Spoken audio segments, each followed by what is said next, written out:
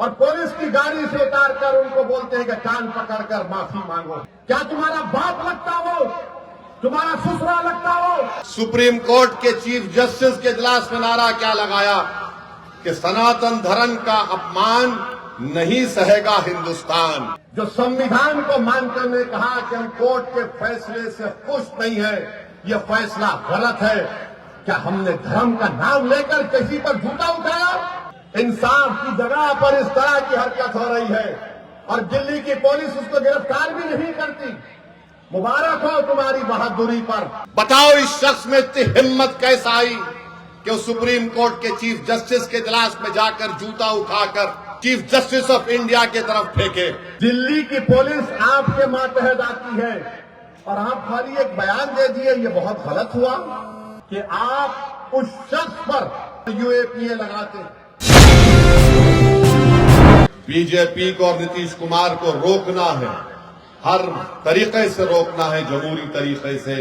क्या आप इस बात को सच नहीं मानते कि आज रिश्वत का बाजार बहुत गर्म है, भ्रष्टाचार इतना गर्म है कि शेरघाटी में जनता कहती है कि गवर्नमेंट का दफ्तर यानी रिश्वत का सेंटर बन चुका है। अगर कोई म्यूटेशन कराने जाता है तो उसको कम से कम 1600 रुपए से 3000 देना पड़ता है। रजिस्ट्री कराने जाता है तो उसको 3000 रुपये लगते, वरना जांच हो जाती है। आवास योजना चाहिए, रिश्वत दो। पेंशन चाहिए, रिश्वत दो। इसके बावजूद भी नरेंद्र मोदी दिल्ली में बैठकर बोलते हैं ना मैं खाऊंगा ना खाने दूंगा, मगर बिहार में जो कुछ हो रहा है मेरे कान को नहीं सुनाई देता, मेरे आंख को दिखाई नहीं देता। ये रिश्वत का बाजार पूरा गर्म है बिहार में। 20 साल सत्ता में रहने के बावजूद नीतीश कुमार की कमजोर और बकवास सरकार 20 साल के बाद आज कह रही है कि हम 10,000 रुपये महिला के अकाउंट में डालेंगे। आपको मालूम शेरघाटी में ये जो करप्शन गवर्नमेंट के दफ्तर में होता है, कम से कम एक दिन का करप्शन 15 से 20 लाख रुपए का होता है। अब 5 साल में, एक साल में 365 दिन, हिसाब लगा लो आप।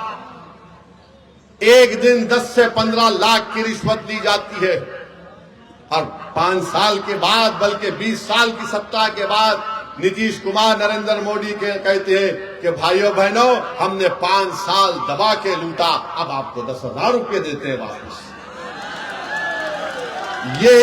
ये इनका मकसद है। मेरे अजीज दोस्तों और बुजुर्गों, ये हाल आपकी विधानसभा का है। अब आप अंदाजा लगाइए पूरे बिहार में क्या हो रहा होगा। इसके बावजूद भी अगर हम नीतीश कुमार और बीजेपी को नहीं रोकेंगे तो इसका सबसे बड़ा नुकसान बिहार की जनता को होगा, सेकुलरिज्म को होगा, हमारे संविधान को होगा। और मेरे अजीज दोस्तों और बुजुर्गों, सबसे शर्मनाक हरकत हमारे भारत के सुप्रीम कोर्ट में हुई कि एक शख्स जिसका नाम रोशन राकेश किशोर था, इसने चीफ जस्टिस के इजलास में कोर्ट नंबर 1 में चीफ जस्टिस के सामने जूता उतार कर फेंक दिया उसके कोर्ट में। इसका नाम क्या था? राकेश किशोर। हमारे भारत की सबसे बड़ी कोर्ट, सुप्रीम कोर्ट के जज जो है वो दूसरे दलित जज हैं। मैं हमारे दलित भाइयों को पैगाम देना चाह रहा हूं, हमारे अंबेडकरवादी आइडियोलॉजी को मानने वालों को पैगाम दे रहा हूं, जो बाबा साहेब अंबेडकर को मानते हैं उनको पैगाम दे रहा हूं, उन भारत के नागरिकों को जो संविधान को मानते हैं उनको पैगाम दे रहा हूं। ये तारीखी सरजमीन में खड़े होकर बोल रहा हूं, चीफ जस्टिस ऑफ इंडिया के कोर्ट में एक शख्स अपना जूता उठाकर चीफ जस्टिस के कोर्ट में फेंकता है। मेरे भाई आप बताइए क्या हो रहा है? और जब उस शख्स ने नारा क्या लगाया, सुप्रीम कोर्ट के चीफ जस्टिस के इजलास में नारा क्या लगाया कि सनातन धर्म का अपमान नहीं सहेगा हिंदुस्तान। उसने नारा लगाया और अपनी जेब से उसके कागज भी निकला, उसमें लिखा था कि सनातन धर्म का अपमान नहीं सहेगा हिंदुस्तान। हम मोदी से पूछना चाह रहे हैं, मोहन भगवत से पूछना चाह रहे हैं, नीतीश कुमार से पूछना चाह रहे हैं, बताओ इस शख्स में इतनी हिम्मत कैसे आई कि वो सुप्रीम कोर्ट के चीफ जस्टिस के इजलास में जाकर जूता उठाकर भारत के दूसरे दलित चीफ जस्टिस ऑफ इंडिया की तरफ फेंके।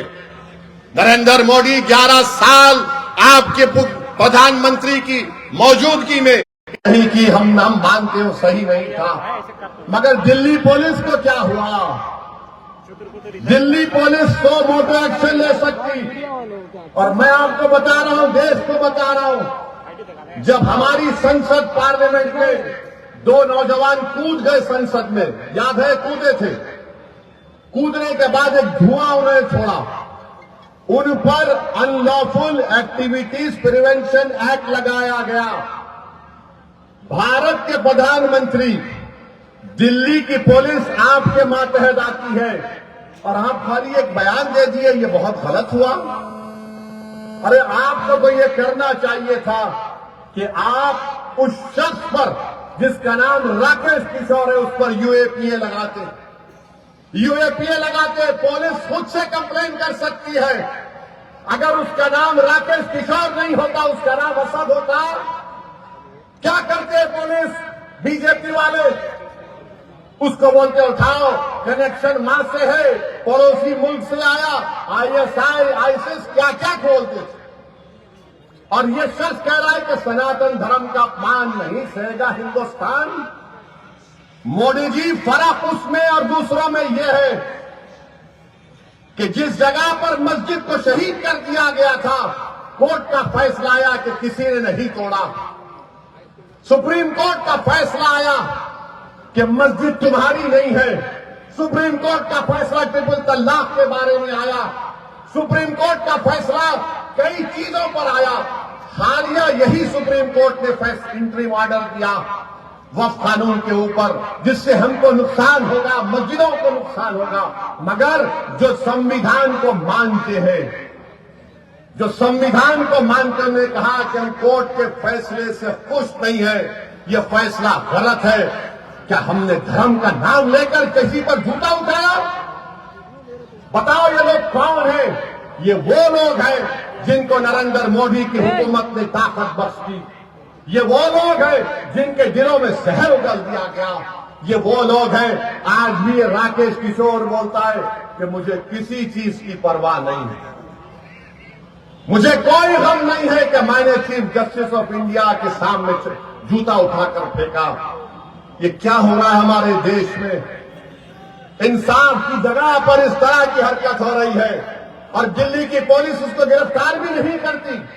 मुबारक हो तुम्हारी बहादुरी पर, मुबारक हो कि तुम खामोश बैठे हो।